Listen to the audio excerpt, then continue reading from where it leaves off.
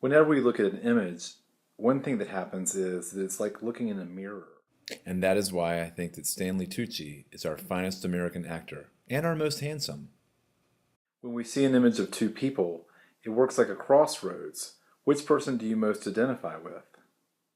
I think the best example of this is the movie Love Actually, which consists of a lot of different characters, and who you identify with in part depends upon who you are. And it isn't as simple as just age or that type of thing. It might be situation. You bring all of your experiences, your gender, your age, things that have happened to you to the table when you process an image. It works the same way in words, too. When I was about 18, I had a drama teacher that I thought hung the moon. And one day he called me into his office, and I thought it was going to be for something good. Patrick Henry High School, 1986. My drama teacher, Laban Johnson, called me into his office and said, "You know, Brent, I just wanted you to know that you've been really obnoxious lately." And ever since then, every time I hear that word, I get an extra little twinge of something. So you can imagine how this works if every word that people hear has this kind of history behind it.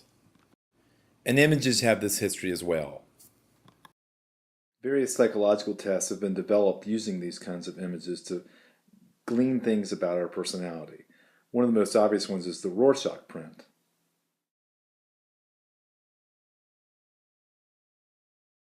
But the more interesting test to me is what's called the thematic apperception test. Here are a couple of examples.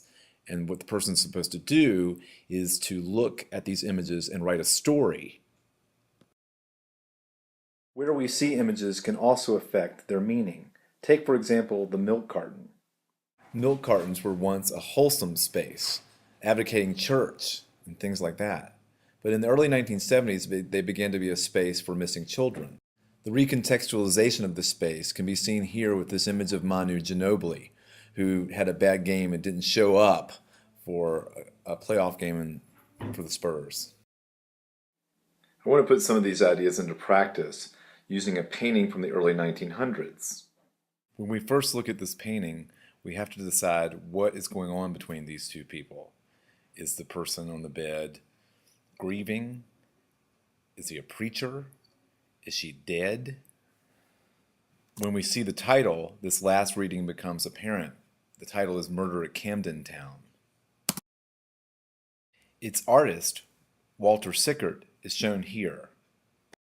But Walter Sickert has been accused of being someone else, Jack the Ripper. Patricia Cornwell makes this claim in her book, Portrait of a Killer. Once you start seeing Walter Sickert as Jack the Ripper, every one of his paintings seems to have this violence in it. He's obsessed with women on beds and actually used prostitutes as models. But you can see here their faces are often not painted in or distorted. This is one of the few exceptions, but notice how her legs are seemingly cut off and her arm seems red. I'm not going to show you the image of Mary Kelly, but a couple of these paintings are very reminiscent of the crime scene photo that materialized about her. It's one of the most disturbing things I've ever seen, so you can Google it on your own time if you want to. I personally don't want to put that image out there anymore. But it's extremely similar to the pose that this particular painting has. It's also similar to an image from the thematic apperception test. Check this out compared to the painting. They're very similar, and I imagine similar stories would be made about both images. These ideas even infect our image of Walter Sickert. When I see him now, I think of Jack the Ripper.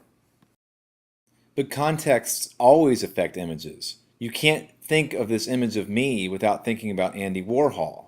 In a similar way, narratives always affect images. Check out this image of my father-in-law and my son. My father-in-law was a distant man. He worked all the time, worked overtime, never had much time for his kids, and when he got home, all he wanted was a beer. This image here is one of the few images I have of him actually doing something productive with my kids.